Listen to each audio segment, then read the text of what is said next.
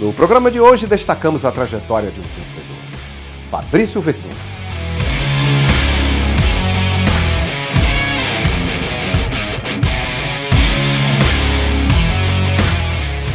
Campeão brasileiro, europeu e mundial de jiu-jitsu, Verdun também foi campeão do ADCC e do UFC.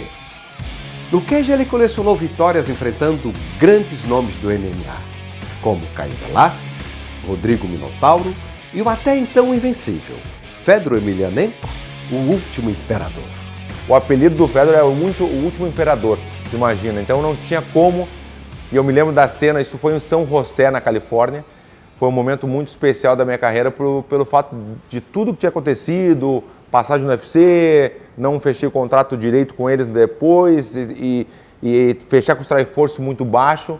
Foi esse momento que eu fiquei mais forte ainda, né? Eu sempre tenho essa característica de ficar mais forte quando a torcida está contra.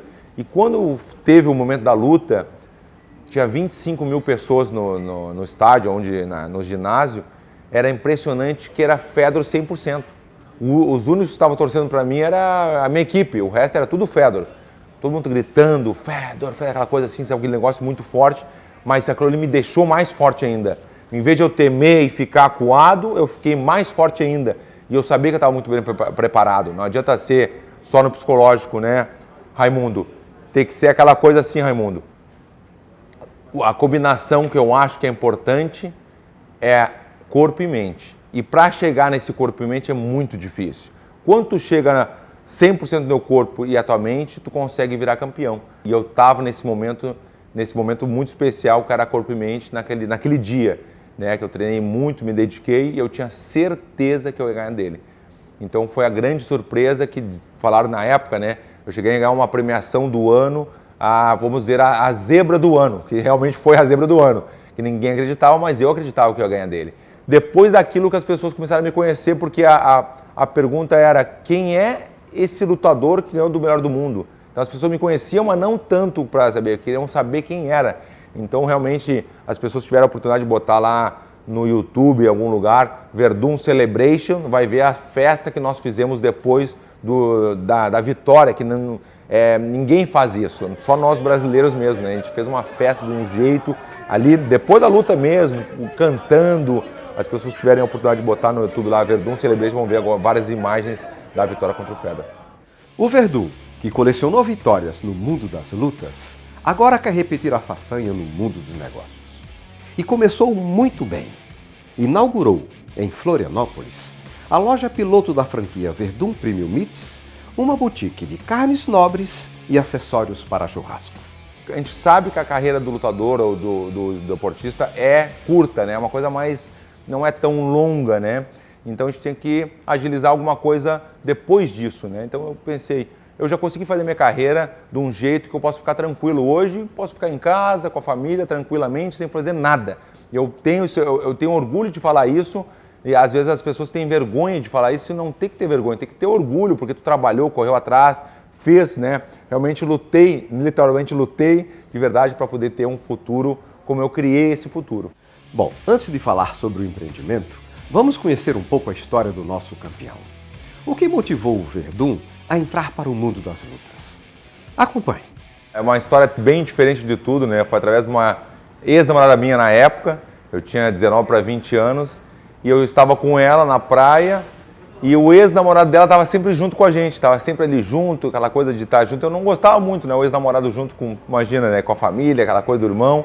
E a gente estava na praia, me lembro direitinho até, faz quanto tempo isso? Faz 24 anos atrás.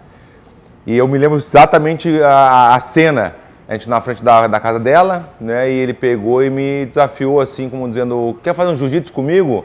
Eu falei: que jiu-jitsu? Jiu-jitsu eu nem sei o que é isso, não quero não. Mas eu sabia já, ele quer que eu passe o ridículo na frente dela. E aí ela colocou uma pira, ela começou a falar: não, vai que tu vai gostar. O irmão também, os amigos, vai, eu fui. E eu caí na armadilha dele. E ele foi lá e me fez um triângulo. Um triângulo é uma chave com as pernas que existe no jiu-jitsu, né? Uma chave. Então ele me mostrou, mas ao mesmo tempo eu queria... E eu peguei, fiquei meio estranho, né? Porque eu não sabia o que fazer na real, né? Mas no dia seguinte ele já soube o que fazer. Se matriculou numa escola de jiu-jitsu. Raimundo, eu fazia assim, ó, tu não vai acreditar. Eu treinava todos os dias Eu me lembro direitinho, até os horários eu me lembro. Das 10h30 ao meio-dia, das 4h30 às 6, das 6 às 7h30 e das 7h30 às 9 da noite, todos os dias.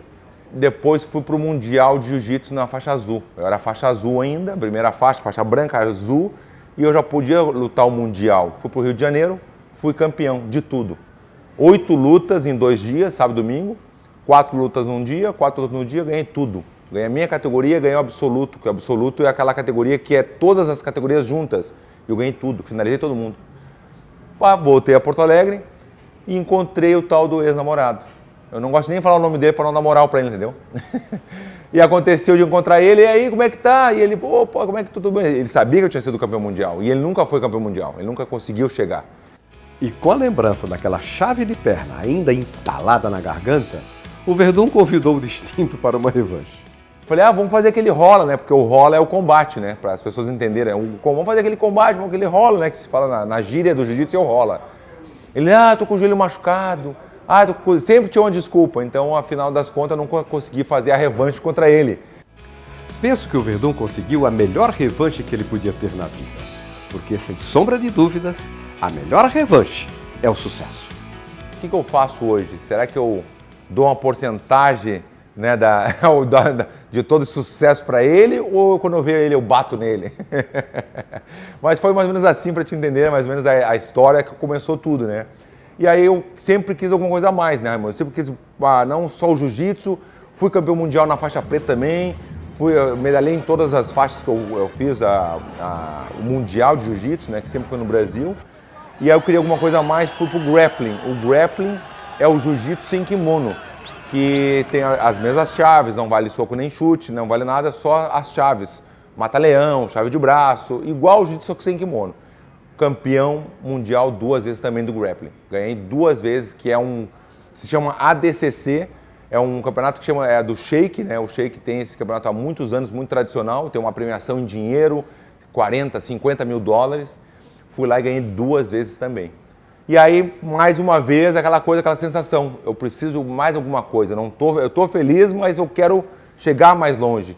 Comecei a assistir o Pride é um evento tradicional no Japão, Vanderlei Silva, Minotauro, Shogun, todos esses grandes ídolos, e eu corri atrás, quando vi eu consegui chegar no Pride, lutei 7 vezes no Japão. Foi um sonho da minha vida, realmente conseguir lutar com o meu ídolo, que era o Minotauro, que até hoje eu gosto muito do Minotauro, hoje em dia é meu grande amigo, né? Eu olhava o Vanderlei Silva, que todo mundo conhece, o cachorro louco, e eu cheguei a lutar 2 vezes com o Minotauro. Primeira vez eu lutei com o Minotauro no Japão, lutei com o Minotauro, e naquela época eu estava muito começando ainda, e o Minotauro já estava no auge dele, e ele mostrou assim, como dizendo, Werdum, é assim que se faz, e me ensinou, mais ou menos assim, eu digo, na luta, a gente lutou, ele me ganhou por pontos. Passou anos e anos depois disso, isso foi em 2006, 2012 nos encontramos de novo no Brasil, no UFC, e eu ganhei do meu ídolo. Tive uma passagem no UFC de 4 lutas, passou anos e anos, perdi uma luta no UFC, saí do UFC, mas fui para outros eventos, mas não estava feliz porque eu não queria sair daquele jeito do UFC. Então eu botei na minha cabeça, eu vou voltar para o UFC e vou ser campeão do UFC. E as pessoas não acreditavam muito porque eu era só aquele cara do jiu-jitsu que estava aprendendo a parte de pé. E aí, no final das contas, eu peguei e me mudei para os Estados Unidos. Eu fui atrás do Rafael Cordeiro, melhor técnico de MMA do mundo hoje em dia. Para te ter uma noção, Raimundo, para te entender, para as pessoas entenderem também, o Rafael Cordeiro simplesmente está treinando o Mike Tyson. O Mike Tyson escolheu o Rafael Cordeiro como treinador. Não foi alguém que falou, não, tu vai treinar com o Rafael Cordeiro. Não, o Mike Tyson, a gente fala que é o 001 da luta, né? O Mike Tyson escolheu o Rafael Cordeiro para treinar ele. Então eu fui atrás do meu professor e começou a nossa carreira nos Estados Unidos. Fiquei durante 13 anos nos Estados Unidos fazendo minha carreira. Eu cheguei nos Estados Unidos sem contrato, Raimundo. Eu cheguei nos Estados Unidos com 1 ano e meio treinando todos os dias. Não tinha, é a mesma coisa como eu falo, não tenho um contrato, estou desempregado. Eu estava desempregado. Cheguei nos Estados Unidos com a família, com todo mundo, desempregado. Mas eu tinha certeza que eu dava a volta por cima. E realmente aconteceu. Fiz uma campanha no Twitter e consegui voltar para o UFC, pedi para os brasileiros me ajudarem, mandaram uma mensagem para o Dan White, que o Dan White é o presidente do UFC, mensagens, de um dia para o outro, mandaram 9 mil mensagens para o Dan White. Passou uma semana, o UFC me chama de novo. me chamaram, vem cá, vamos fechar o contrato. Fechei o contrato com o UFC, fiz 6 lutas consecutivas, ganhei todas. Finalizei todas as lutas, fui muito bem. E a grande glória, que era lutar contra o Caim Velasquez, o grande campeão na época, Caim Velasquez, né? Ganhava de todo mundo. Fiquei 2 meses e meio no México. Eu fui para o México, fiquei 2 meses e meio me concentrando, porque a luta seria no México. Como estratégia, eu fui para o México 2 meses e meio antes, pela altitude. As pessoas, não sei se as pessoas sabem, mas a altitude te afeta muito na parte física, né? Bem complicado, né? Falta o ar, aquela coisa toda. Fui para o México antes e fiquei calado. Como estratégia, não falei para mídia, não falei para ninguém, fiquei lá quietinho. Foi 2 semanas antes da luta, descobriram que eu estava lá. Saiu em toda a mídia. Não, o Verdun está no México há 2 meses e meio, fazendo a preparação. E o Caim Velasquez também ficou sabendo, saiu da luta. Saiu da luta, Raimundo. Saiu da luta. E aí entrou o Mark Hunt, que é um grande lutador também. E eu lutei pelo cinturão interino. O cinturão interino é aquele cinturão provisório, vamos dizer assim, né? Ganhei do Mark Hunt, que é um cara duríssimo. Ganhei dele, passou acho que 3, 4 meses depois, teve que acontecer essa luta no México contra o Caim Velasquez. Fui de novo, 2 meses antes para o México, como estratégia, fiquei lá e finalizei um dos melhores atletas do mundo, então consegui ser 2 vezes campeão do UFC depois de tudo que eu passei na real, né, que não é chegar ali, que as pessoas verem muito, né, essa coisa de o campeão, não sei o quê, mas e o antes, né? Isso aí que é importante ver, né? A mensagem que eu tenho para mandar para as pessoas hoje não é só na luta, é em tudo que se faz. Para te ser um campeão, não existe ser um campeão sozinho, não existe isso. Vou ser campeão sozinho, não tem como. Tem que ter uma equipe, tem que ter um suporte da família, tem que ter toda essa parte aí, senão não tem como. Não tem como ser um campeão do UFC, do jiu-jitsu, do grappling, sem uma estrutura. Champion of the world! Fabricio